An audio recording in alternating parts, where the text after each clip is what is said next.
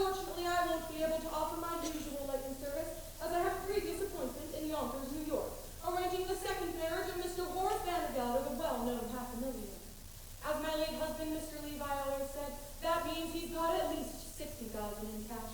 But I will do my best to have you carried across someone's threshold before the week is out. Now, I might also mention I am available for financial consultations, instructions in the guitar and mandolin, short distance hauling, and varicose vein reviews. Call on Dolly.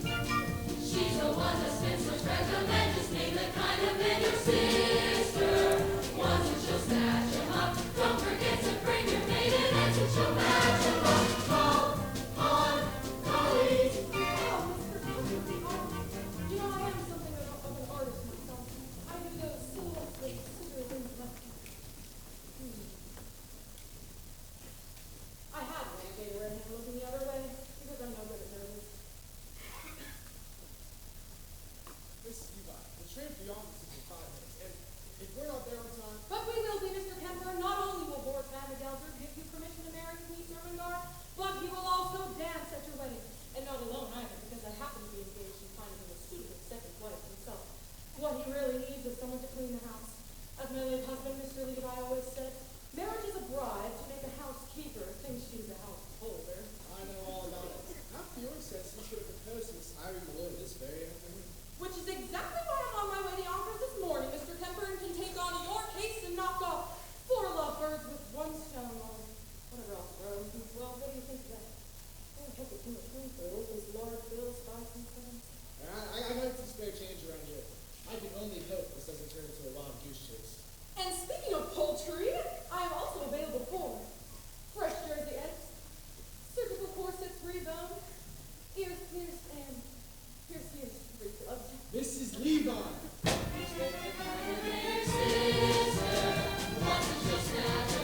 Don't forget to bring your maiden and she'll match him up. Call on Dolly. I'll admit, Mr. Kemper, some people paint, some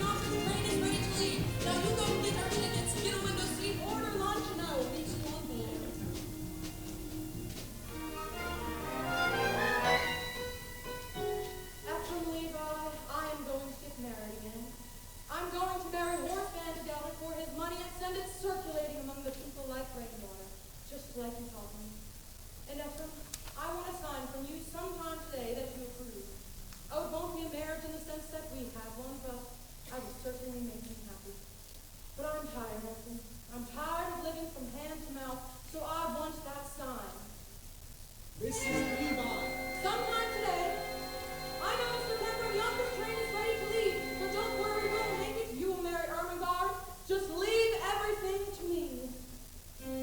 For when my little pinky wiggles, then they both begin to giggle. Then I make my knuckles active. Ma, he says she's so attractive. Then I make my index sticky, and they both begin to twitch. Then I touch my paw, the creature into somewhere.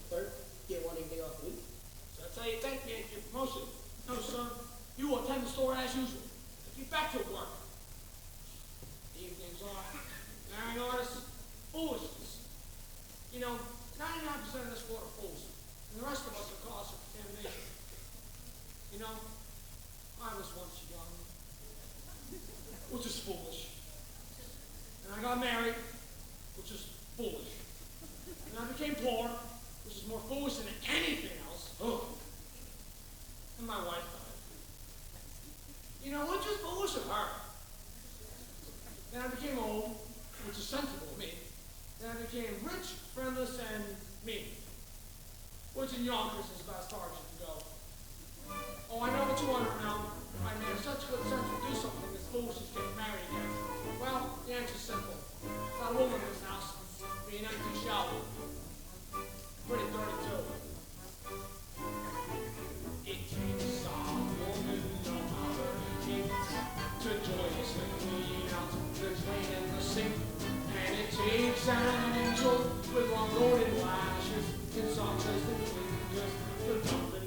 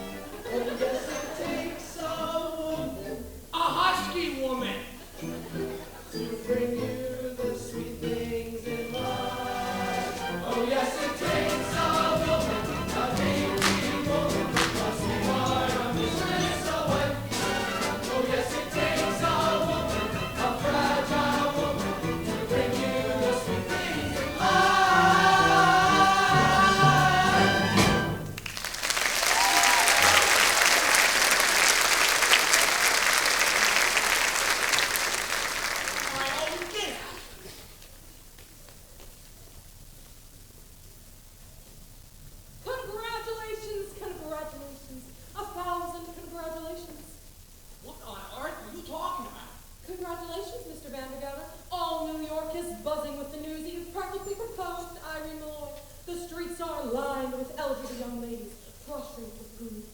All my congratulations and sympathy. Sympathy? Did I say that with a slip of the tongue, that's all? No, I'm delighted with the happy news. After all, she wasn't easy to unload. By that, I mean, you know what they say, although I, for one, never believed the rumors. No, I didn't. Rumors? What rumors? Nothing to get upset about, Mr. Vandergelder.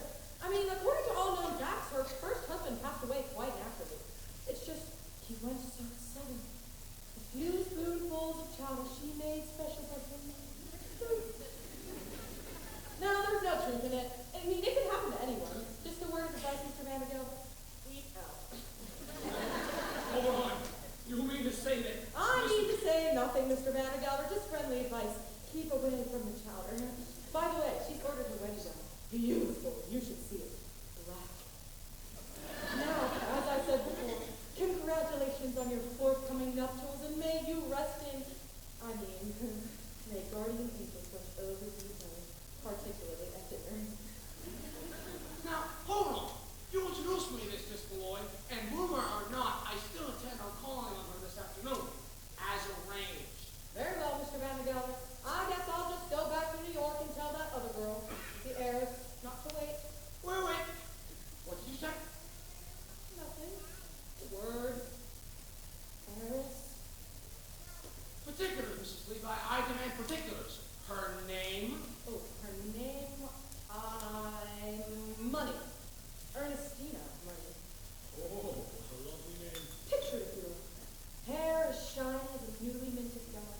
Eyes as big around as silver dollars. Skin as soft and mossy as old green. Yeah, I can feel her now. Age 19. Weight 102. Waist 47. Waist 47. And that's with the money belt. Now, I could arrange for you to meet Ernestina this very afternoon. Ain't got time, Mrs. Levi. I should take my niece Armagard to New York this afternoon. She forgets about a certain Ambrose Kemp. I can do that for you, Mr. Vandergelder. I know just how to handle such things. I'm not watching the 14th Street Parade. What an amazing coincidence! Guess who's been chosen to ride the main float to the spirit of 14th Street? Miss Money. Her mother was attached to her. All right, I guess I'll meet this Miss Money.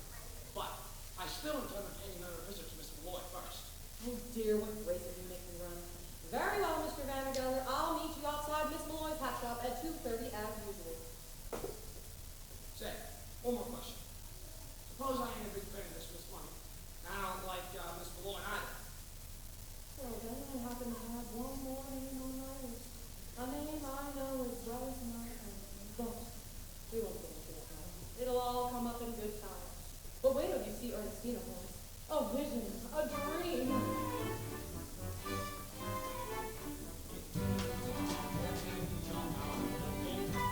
To joyously clean up the drain in the sink, and to examine with long lashes and soft as the fingers, but bumping the ashes. Yes, it is so.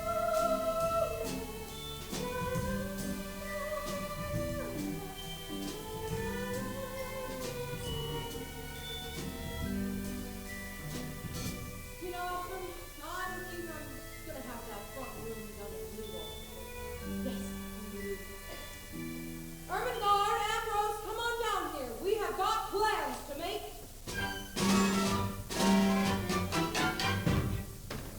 Chief clerk. Promoted from chief clerk to chief clerk. And in 10 years, if I'm good, I'll be promoted to chief clerk again. 33 years old, and I still don't get an evening free. When am I ever going to begin to live? You live on holidays, Cornelia. Don't you forget what we did last Christmas?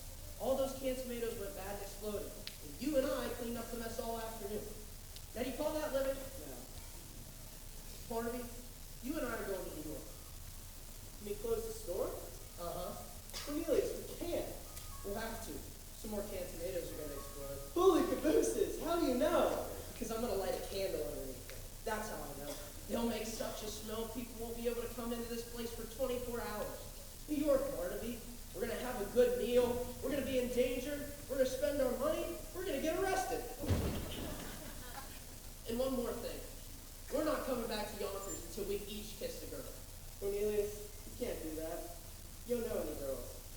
I'm 33 years old. I've got to begin sometime. I'm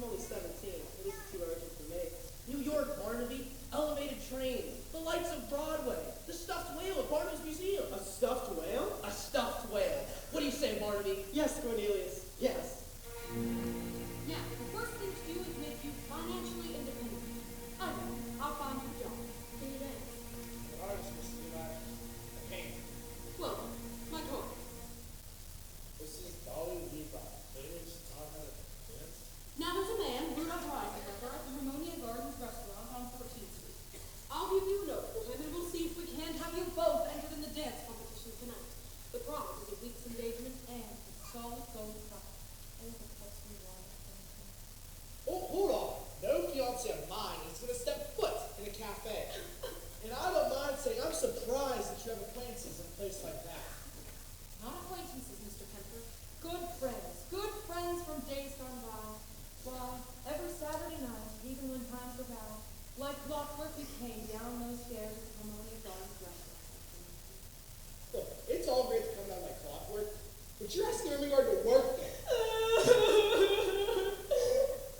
It's the only way to show Horace Vandergelder that we mean business. Now, you go to Harmonia Gardens restaurant tonight and tell Rudolph that Mrs. Levi sent you. And incidentally, tell him that Dolly's coming back and she wants a table for two and a chicken for 8 o'clock tonight. Cornelius, got pulled on camera on the ones on top. Not too close, they're swelled up at the rate of burst. Holy cabooses! Cornelius, I can smell it up here. Let's get dressed, Barnaby. We're going to New York. Out there's a world outside of Yonkers. Way out there beyond this hick town, Barnaby. There's a slick town, Barnaby. Out there, full of shine and full of sparkle. Close your eyes and see it glisten, Barnaby. Listen, Barnaby.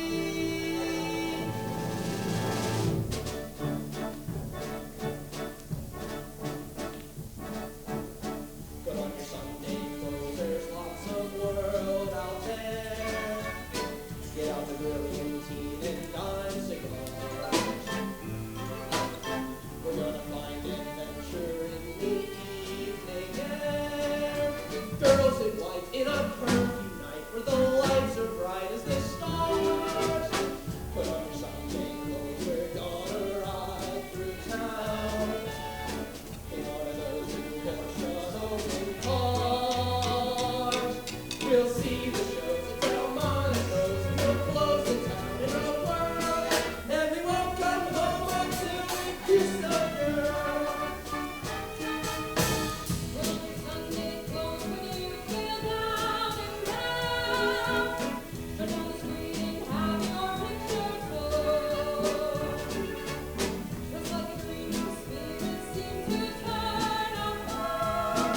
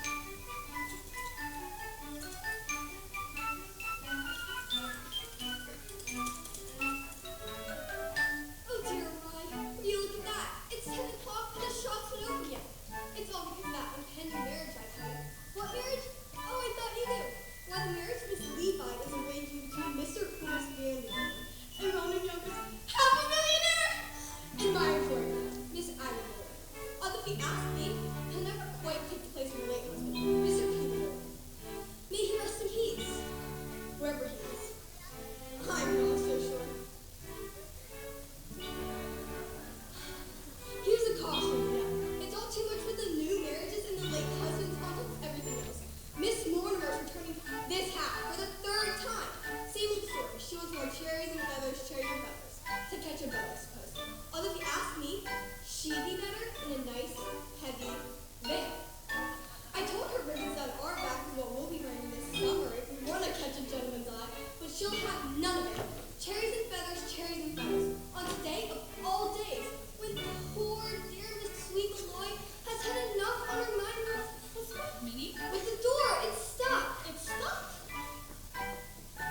Then you push.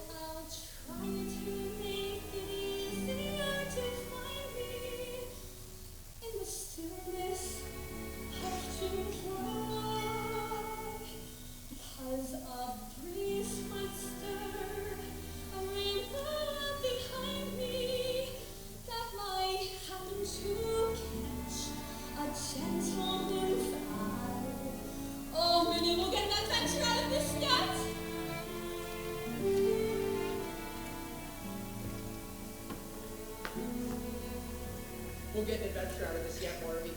All day long we wander around New York and nothing happens. Then we come to the quietest street in the city and suddenly... Vandergelder! Is he still out there? Go look. He's sitting on that bench. Cornelius, are you sure this is an adventure? You don't have to ask Barnaby. When you're in one, you'll know. Now, how much money do you got left? Not much, Cornelius. 40 cents for the train back, 30 cents for dinner, and 20 cents to see the whale. 90 cents, why? When those women come out, we'll have to pretend to be customers. Customers, that's it. Maybe if we make them think we're rich, we won't have to buy anything. We're two men about town looking for hats for ladies. Good afternoon, Mrs. Malloy. Here, Cornelius Hacker. Here, Barnaby Tucker. My pleasure, gentlemen. Now what can I do for you? We're two ladies about town looking for hats for ladies. Fine later. We want a hat. For a lady, of course.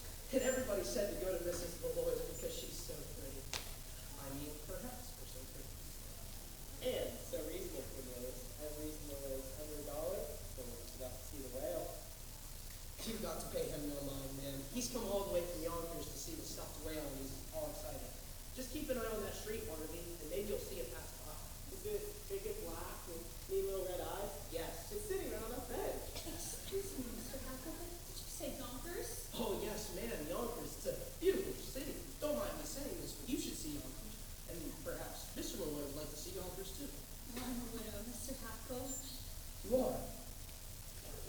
She's a widow. Oh, that's too bad. I'm sure Mr. Malloy would have loved Yonkers, especially in that hat. I mean, on you, of course. Mrs. Malloy, you're Catholic, aren't you? Oh, don't let that worry you. I'd be willing to change. Mrs. Malloy, if you should ever happen to have a Sunday free in the near future, I'd be more than willing to show you Yonkers from top to bottom. It just so happens I might be in Yonkers sooner than you think. Oh, really? You see, I have a friend who lives in Yonkers. Do you? Perhaps you might even know him. Perhaps we do. Oh, it's always foolish to ask in cases like this, isn't it? It's Mr. Vandergelder. Of course. Why, yes, you know him? No. Mr. Vandergelder is a substantial man, they tell me. Very well liked. Lovely man, Mrs. Malloy, just lovely. Has only one fault as far as I know. He's hard as nails. Cornelius, I think. Perhaps your friend might like this one. Look out! Begging your pardon, Mrs. Malloy. Gentlemen, what are you doing?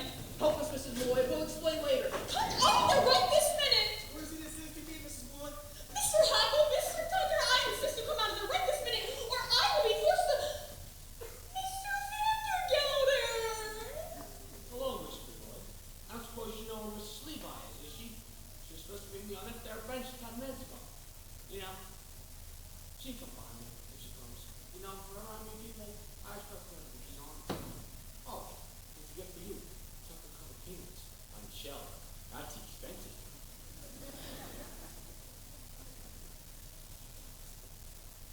Look, did I just see you talking with two men? Men! What would two men be doing in a lady's hat shop, Mr. Vandergelder? You must see my work room. I am so anxious for you to see it. I saw it last week. Right, so you did. Well, how are things in the hand-feed business? I understand that you have 3 friends, all hard as nails. I mean... What on earth are you talking about? Yonkers! I hear that it is absolutely just a beautiful city. And who's been telling you about Yonkers, may I ask? Nobody. A friend. What friend? Well, you see, he... He? A customer, Mr. Vandergelder. Someone quite well to do, just like yourself. Perhaps you might even know him. Although it is always silly to ask in cases like this. To Mr. Cornelius Hackle. Wait a minute. Did you just say Why, yes. he happens to be my head clerk, that's all? Mr. Malloy, I demand an explanation. And I'm going to give it to you. Why shouldn't you know Cornelius Hackle? Everyone in New York knows Cornelius Hackle. Why, he's here at the opera, in all the fashionable homes. Why, he's at the Harmonia Gardens restaurant 3 times a week. Impossible. He's only got $136.43 to keep my own safe. Kidding me. He's one of the Hackles. He built the canal. What canal? The canal. So, It's not the same. who took the horses off Jenny Lynn's carriage and brought her through the streets? Cornelius Hackle.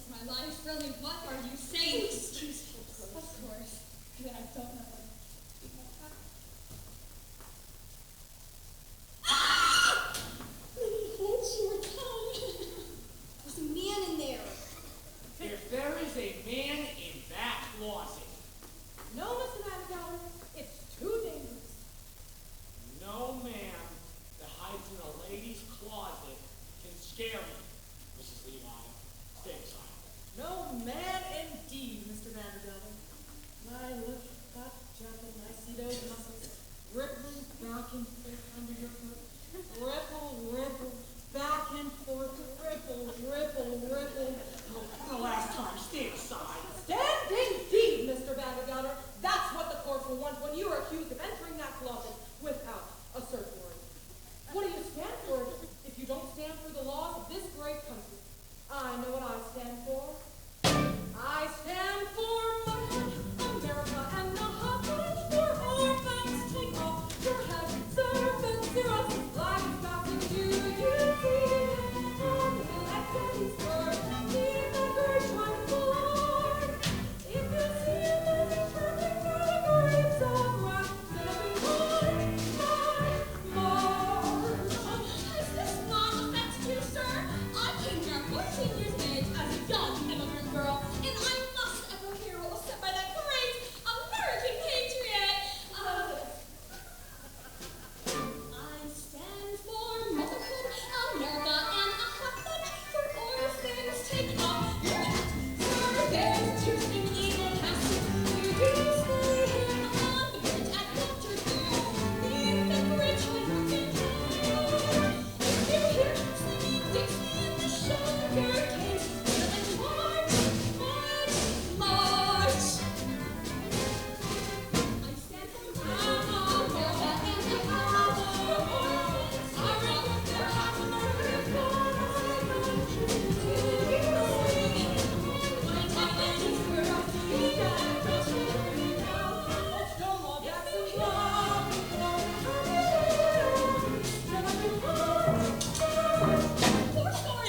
years ago, the former perfect union. damn the torpedoes, full speed ahead.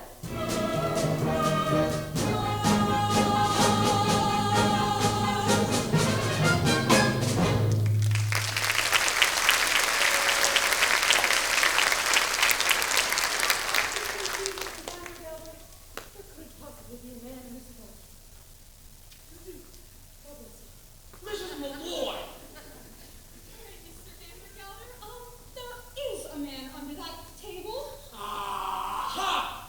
and a man in that closet, What the devil? and there also happens to be a very simple explanation for all of this, but for day, good day. Good Lord, what the room's broken. I'll never get over it. I take it I'll see you later, Mr. Vandergelder. You certainly will, Mrs. Levi. With a certain young lady on the main float at the end of the parade. Good day, Mrs. Malloy. Good day.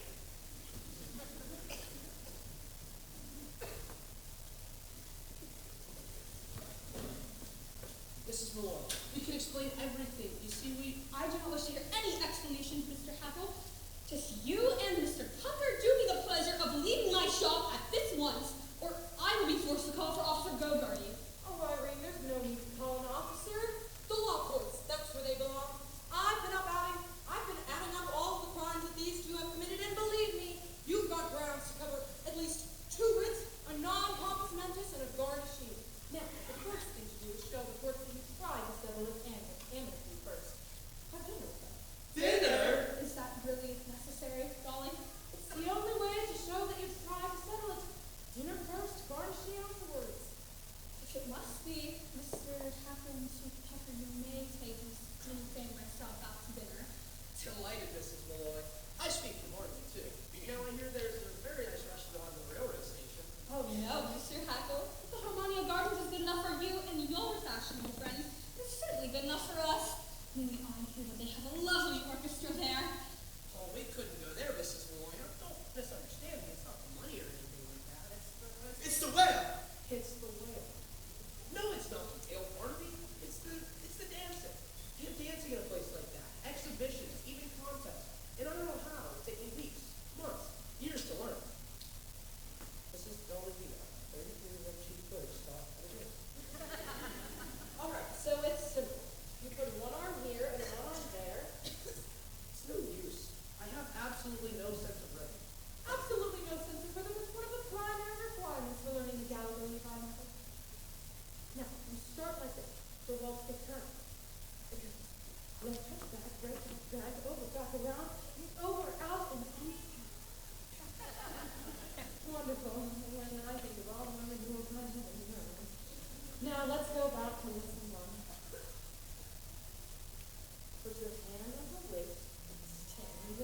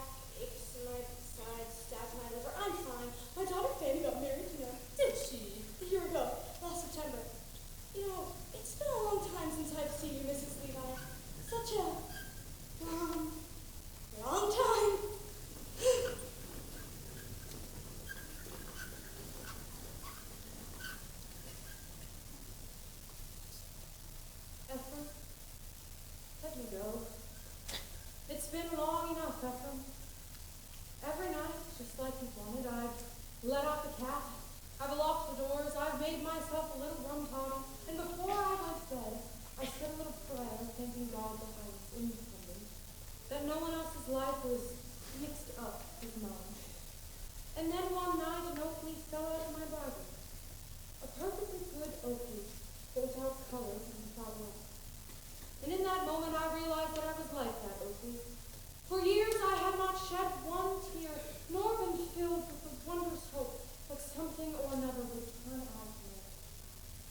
But I'm going back, Ethel. I have decided to rejoin the human race. And Ethel, I want you to give me a hand.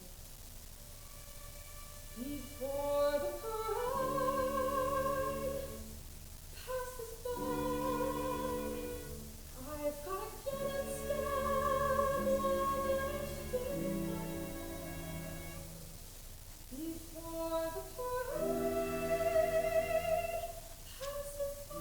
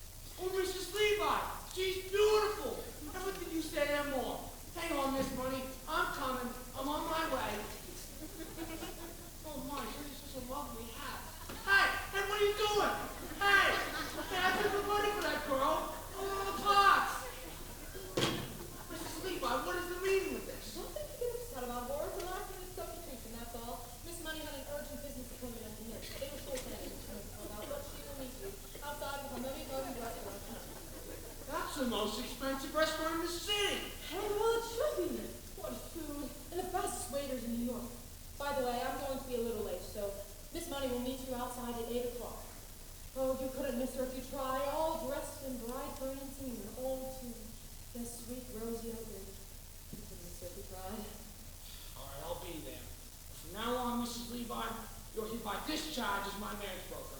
Am I clear? From now on, you are a woman like anyone else. Whoa! Hey, what are you doing? Miss Monet, I'm so sorry. Come on. I'm the first citizen of Yonkers. I can't believe I'm doing this. I'm gonna raise her from the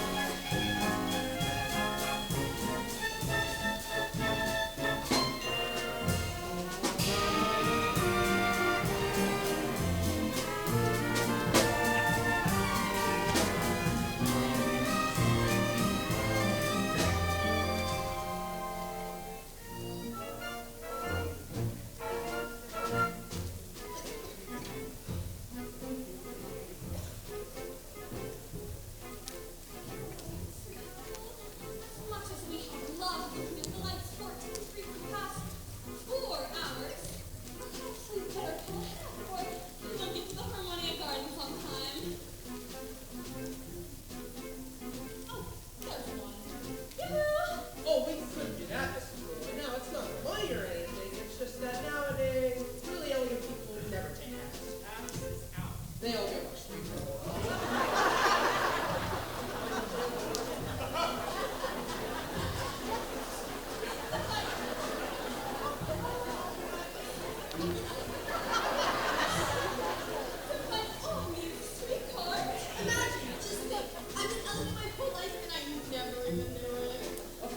if you really want to be on it. We do. You're welcome. Yes, do you?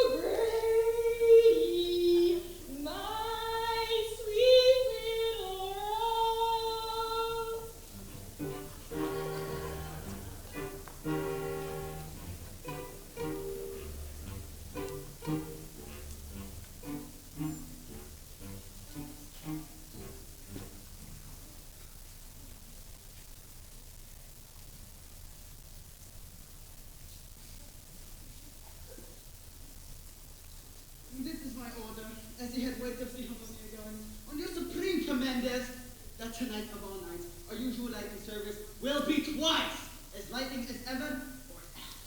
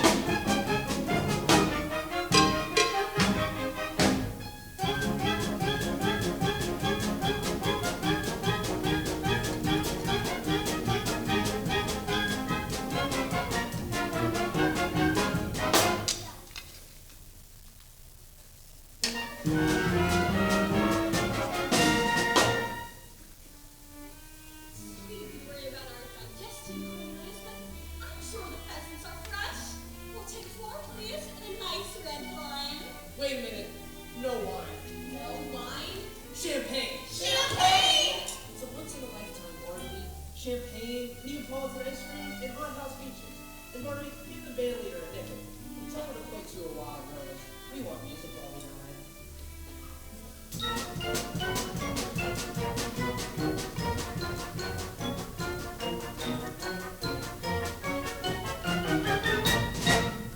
Say, this is a cafe, isn't it? Let's dance. Vandergelders will not dance, Miss Money. Whoa, Presbyterian. All right, then. I'll dance myself. Give him $2 for the band leader and tell him to play something. I'm gonna do the hoochie coochie.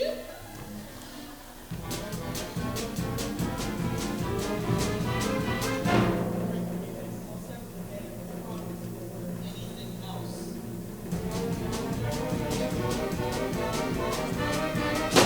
You ain't here, Miss Money. I'm the band playing waltz.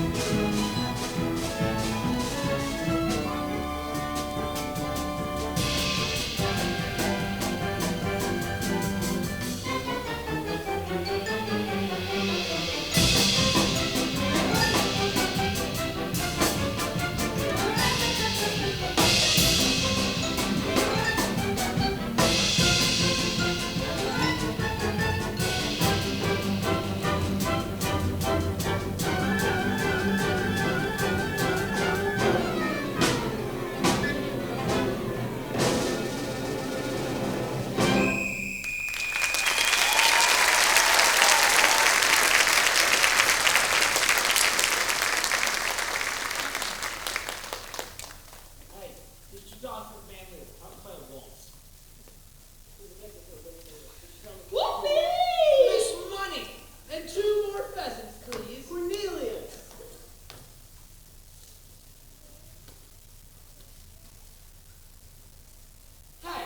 Hey, my wallet! Where's my wallet? Hey, yo, that's my wallet.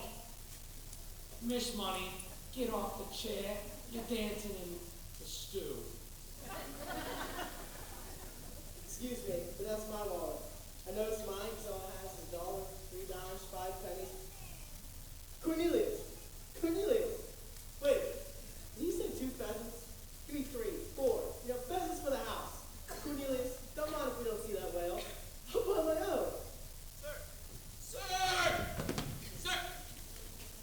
What is this shouting, boy? How many times have I told you not to shout? This is the Harmonia garden. Sir, it's her. She's here. The lady, she's here. What? 8 o'clock, sir. Right on the nose. Up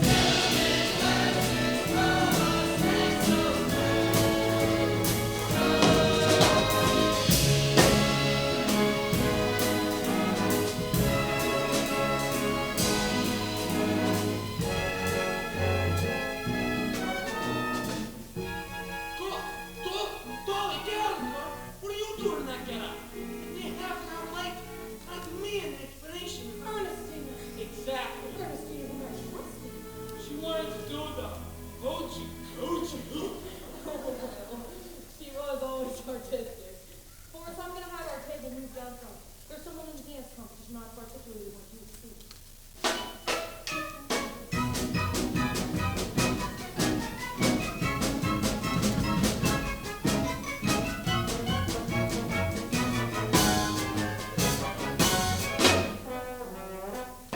Now don't say another word about it. I'm as surprised as you are. Why can't you think? What have you ordered? Just like you asked, chicken.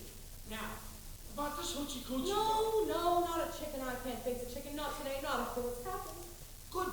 Then give it to the chicken. And bring me turkey.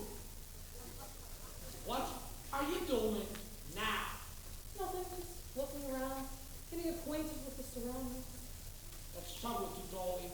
Always want to get out people's affairs. You know, if I were married to you, I would be as nervous as a cat. What? What is that you said? I said anybody who married you. Horace Vandergelder, keep that idea right out of your head this very minute. Understand once and for all that I have no intention of marrying you people. Well, I didn't mean that. Well, I certainly do hope not, Horace. You go your way, and I'll go mine. I'm not some Irene Malloy whose head can be turned by a couple chocolate-covered peanuts.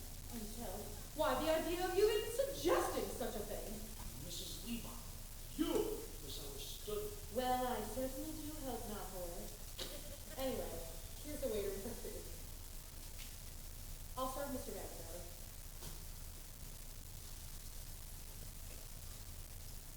There's some light meat for you. Oh, and dumplings, lighter than air they are. And giblets, very tender, very good for you. Now, as I said before, Horace, you go your way and I'll go mine. Start right in on the wine. I think it's good enough. But since you mentioned the subject, there's one more thing I'm going to say. I didn't bring up the subject at all. One more thing that I'm going to say before we forget all about it. Yes, it's true I'm a woman who likes to know everything that's going on, close to management, but I would certainly not want to manage anything that's out of control of your household. You'll have to do that yourself. God, I mean. No, I had it control. Very well, Horace. Have some beef. They're good. I don't like these.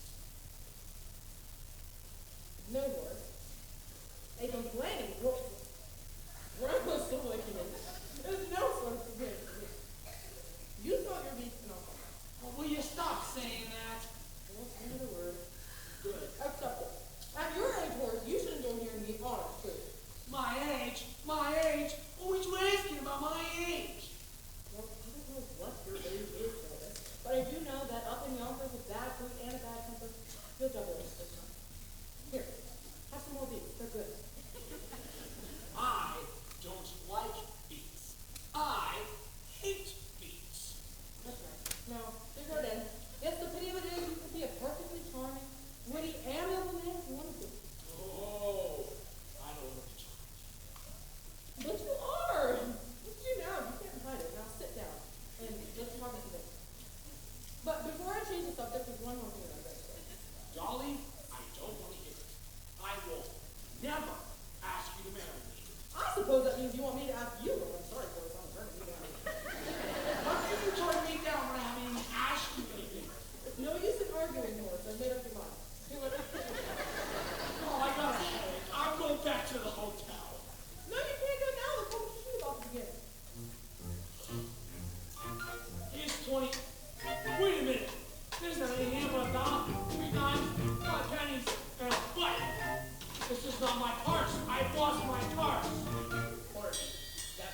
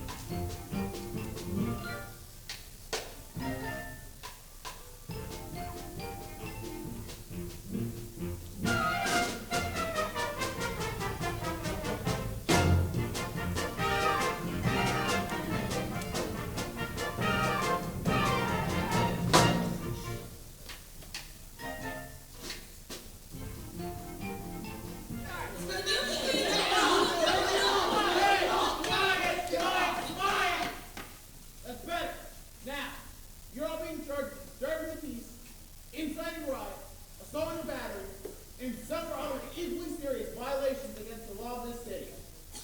Is there anyone here to speak on your behalf? I say, is there anyone here to speak on your behalf? Mrs. Dolly, counselor of law. Your Honor, the defense rests. When I see upon that bench a brow that gleams with honor, pair of snow white whiskers that glisten with fast day, and a nose. I ask you to look at that nose, ladies and gentlemen. A flaming beacon in the night. Would you turn this way a bit so we can better observe your beacon? Now, ladies and gentlemen, I ask for freedom for my clients and a verdict of guilty for the one and only real culprit, Horace Vandergelder of New York. Dolly Gallagher. Charged with the grievous charges of willful destruction of private property. You tore one of my curtains, you bruised one of my rapiers, and you tried stealing my solid gold. Cruelty to a poor, unfortunate minor. Would you mind repeating that, please?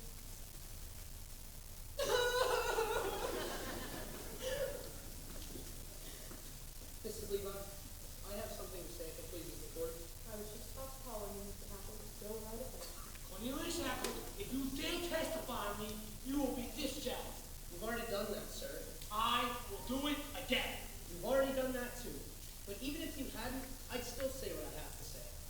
I don't know much about disturbing the peace or inciting a riot, but what I do know is that what happened to me today, which is the most important thing that could happen to a man, might not have happened if I'd obeyed your orders and stayed in Yonkers, New York. Your Honor, I'm talking about none other than love. Now, you're telling me, after 33 years, you take one evening off, and all of a sudden you're in love? No, sir. I didn't fall in love with Miss Irene Malloy of this city in just an evening, an hour, even that's too long. What's less than a second? That's it. We'll go slowly so you can get it all down.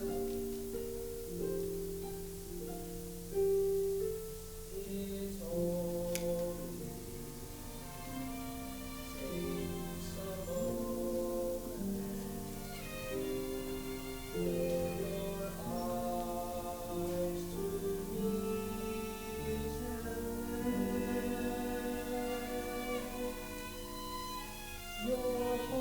eyes to meet and your heart knows in a moment you will never be alone again. I held her for an instant, but my arms fell short and strong.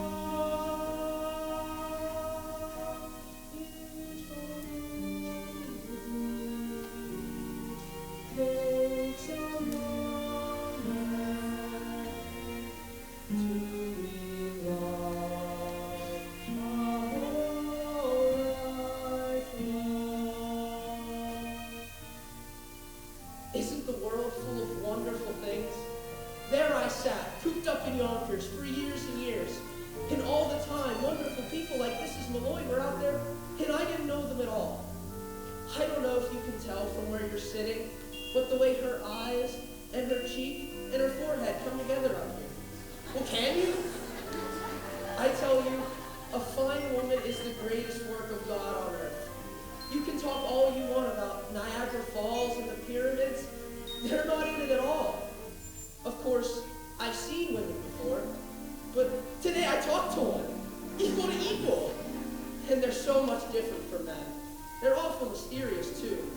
I bet you could know a woman for 100 years and never be truly sure if she liked you or not. Today, I've lost so many things. My job, my future, everything that people think is important, but I don't care. Because even if I have to dig ditches for the rest of my life, I shall be a ditch digger who once had a wonderful day. We missed a few words back there, after the way out to the only.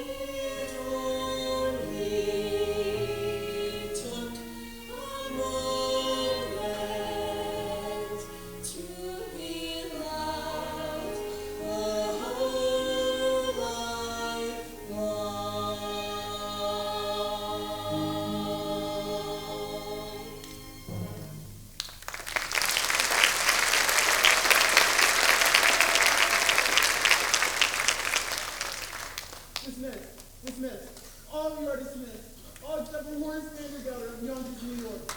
You're all dismissed. Go! Please read my children. Go! Go! You may now see the prisoner, Miss Levi.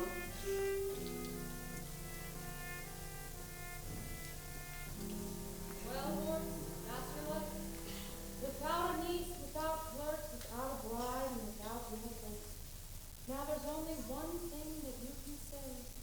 Dolly Levi, I'm pleased to ask you to marry me. No, no, never in a million years. Oh, that wasn't at all, Horace. All I was going to say was, goodbye, goodbye. Wait, now, hold on. No, horse I fall, when a woman falls, all she can say is, goodbye, goodbye, goodbye, goodbye, goodbye, goodbye. Don't try to stop me, horse. Please.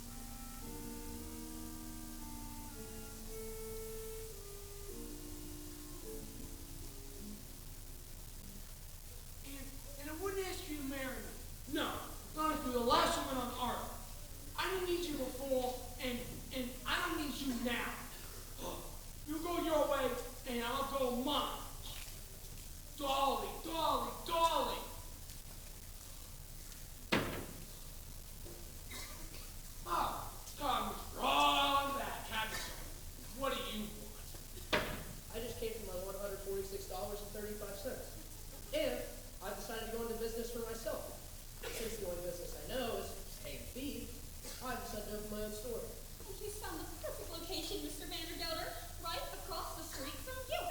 So, you think you can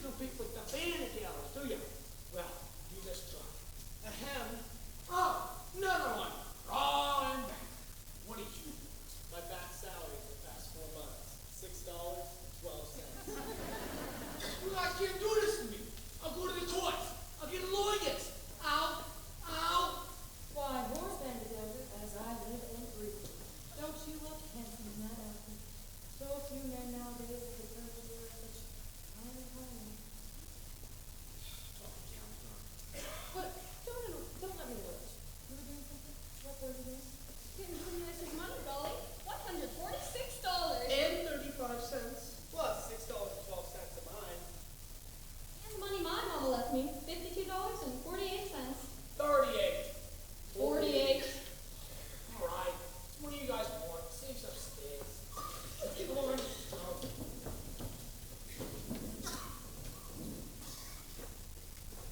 Money. Mr. Vandergelder's money. It's like the sun we walk in. It can kill or kill. You know, Vandergelder's never tired of saying the world is full of fools. And in a way he's right. I mean, isn't he? Himself, Cornelius, Irene, well, even myself. Yes, we're all fools, and we're all in danger of destroying the world in our folly. But there's only one sure way to keep us out of harm, and that's to give us the 4 or 5 human pleasures that ours all right do.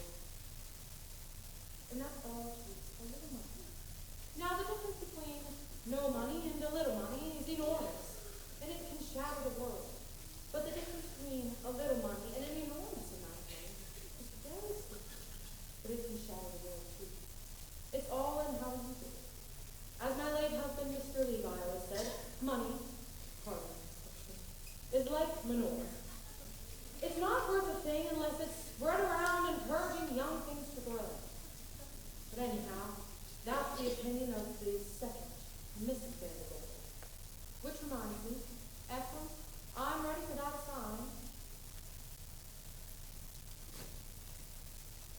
I'll just stand there. That goes upstairs. As I said before, Mr. Vandergelder, I have found you the ideal girl. I don't want any more ideal wives. Because I found her. And don't you... One word. I know I've been a fool by it all, Dolly, but can you please forgive me and marry me? Please, stop right there. Oh, wait. What do you mean? Of course, you know as well as I do that you are the first citizen of Yonkers, and your wife would need to be something. Let me ask you, am I somebody? Well, you are a wonderful woman. Oh, you're partial. No, Horace, it won't be enough for you to fill your wife with money and jewels, to insist that she be a benefactress to half the town. By the way, it's bad business letting Cornelius open a shop right across the street from you. But it's taken back and let you be your partner. Partner? And Barnaby can have Cornelius' old dog. No, hold on. That way we can all be together so we can dance at Ermengarde's wedding. That does it. I will dance at no weddings. Besides, I don't know how. It's going to be weeks, months, years. What's this? All right, I'll dance. Why, Horace, I never thought I'd hear you say such a thing. The front room, idiot. What are you waiting for? Horace, what's going on up there? Nothing. I just thought I'd have that room done over in a blue wallpaper. Horace? I know it's not worn out yet, but the kids just set up shop and need a fresh start. You know, Dolly, I always thought that money, pardon my expression, is like manure. It's not worth a thing